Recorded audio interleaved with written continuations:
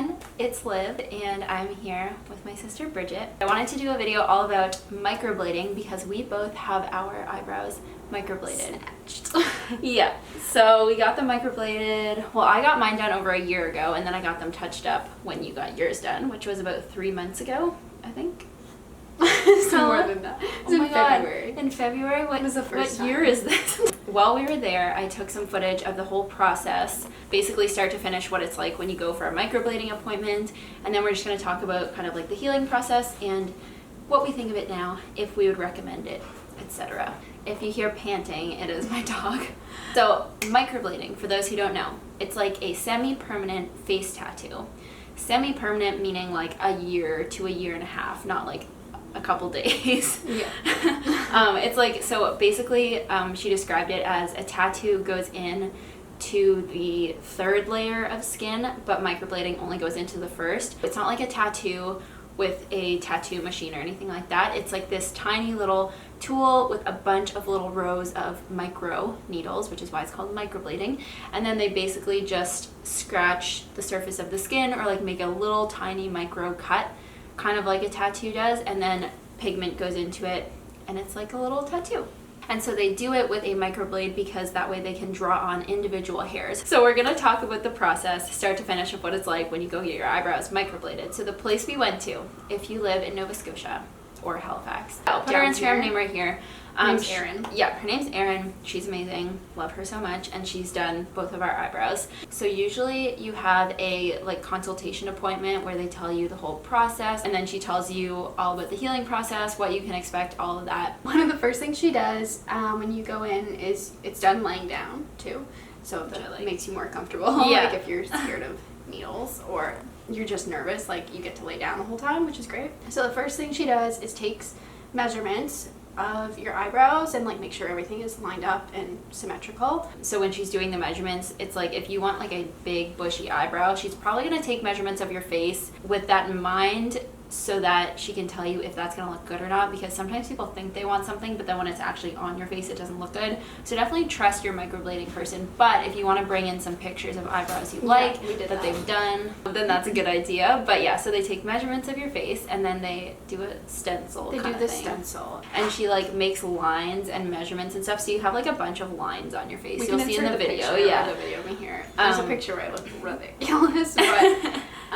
yeah, so that's just to make sure everything is lined up and like fits your face properly. Like, and it'll look really scary because the outline, you think it's gonna be like filled in. At first I was kind of like, oh my God, these are huge. Yeah. But if you're thinking the same thing at that point, don't freak out. Yeah. Because they don't like fill in the outline. Yeah, they will not be that big. They basically, that's like where the hair strokes are gonna like start and end.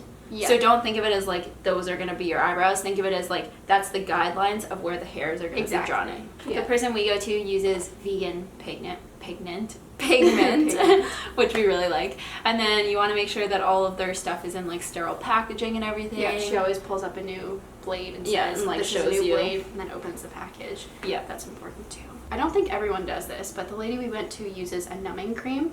Yeah, it's like a topical numbing cream. Topical numbing cream, no like injection or anything like that, but just to obviously numb the area so you don't feel, or I mean you can still kind of feel the blade, but it doesn't hurt. It is a cut. Yeah. And that's kind of what if it's you like have that, if you, going multiple times over the same area, it can get a little stingy. Yeah.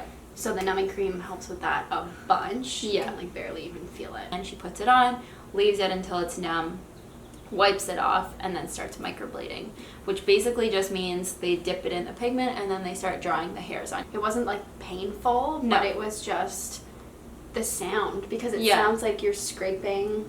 It sounds like Velcro ripping open, like yeah, to me it sounded like you were literally just like scratching something with a blade. Yeah.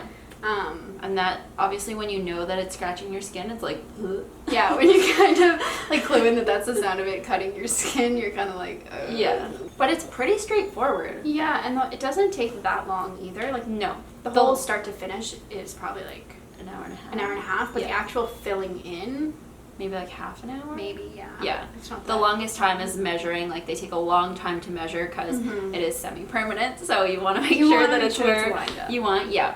And yeah, and then she'll do it, and then she'll say like, are there any things like, do you want any more strokes added? For me, I wanted my arch rounded out a little bit because my arches are pretty pointy. So she did that. But yeah, and then afterwards, yeah, they just like put on a balm. Well, she cleans it off, and then they put on this little healing balm. And then they tell you what to do for the first week or so while it's healing. And so yeah, we wash it with like a fragrance-free gentle cleanser. I think it's like the Cetaphil Yeah. brand one. You can buy it at the drugstore. It's not expensive at Yeah. all. And now you just take some warm water. You don't want to like scrub at them at No, all, you but just you kinda, just like, really rub gently them. kind of like wash away any of the like pus or Yeah.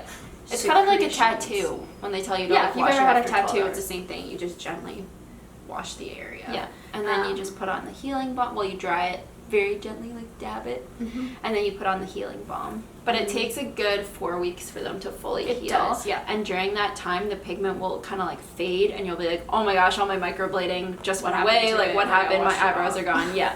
And then, but that's, what did she say? It's just like, it kind of like goes into the skin almost and then gets pushed back out. I don't know how to describe it. It's just the healing process Yeah. of like your cells kind of just being like, ugh, Yeah. what just happened. But so some areas will fade and then they'll get really dark and then you'll be like, oh my god, what? Yeah. And then after a couple of weeks, they like settle in. They also shrink. What'd she say? Like 15%.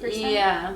So even if they look really big at first, You'll see like, Bridget's. We'll you'll insert see a my clip right of it. after picture. Like Yeah. they look a lot bigger than they are now. Yeah. And that's just because they were like a little bit swollen. And they were also look fresh. really red Yeah. because obviously your The skin eyebrows was are red. kind of like, ugh.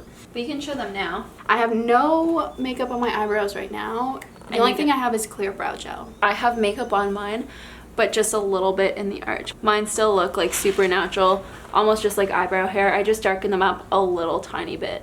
Oh, she did such a good job because she did want to keep the natural, like the shape, like be true to the natural shape of her eyebrows. She didn't change the shape of I know either at of our first I eyebrows. wanted, like you said, like really rounded arches and like I wanted them like a little bit bigger. Yeah. But I'm glad that they ended up looking like this because it Because just that's what looks- your natural eyebrows are supposed to look like. Exactly. Most of the time I just That's what wear them I like this and I'm so happy with them. Yeah. As you'll have seen in the before pictures, mine, they were just really sparse Mm-hmm. in the front and the back. Like, as I said yesterday, my eyebrow hairs are far and few and they are not very thick or very dark. And so this is just the perfect way to help define them a little bit more. Yeah. And It oh my makes your God, eyes yeah. pop. Definitely want to make sure you're going to someone who's like Credible and qualified. taking courses and taking the safety courses and all of Yeah. the sanitation courses and everything, because they are cutting your skin, which obviously means there is the opportunity Exposure for to the infection. outside. Yeah, exactly. And make sure you check their work before you go. Like, everyone pretty much has Instagram now, so make sure Yeah. you go on their Instagrams if you're looking for different places. Make sure that you look at a lot of pictures and Yeah. see and make sure, like, okay, this is the technique I like, first of all, because some people do them a lot thicker, some people do them more natural, but also you just want to make sure that everything looks good. Well, if you have any questions, My face is so out of focus. if you have any questions, leave them below. If you have any questions for Bridget, you can DM her on Instagram, or you can DM Erin if you live in Halifax and you want to ask her some questions. All of the Instagrams will be below. That's everything for today. But you Bye! put-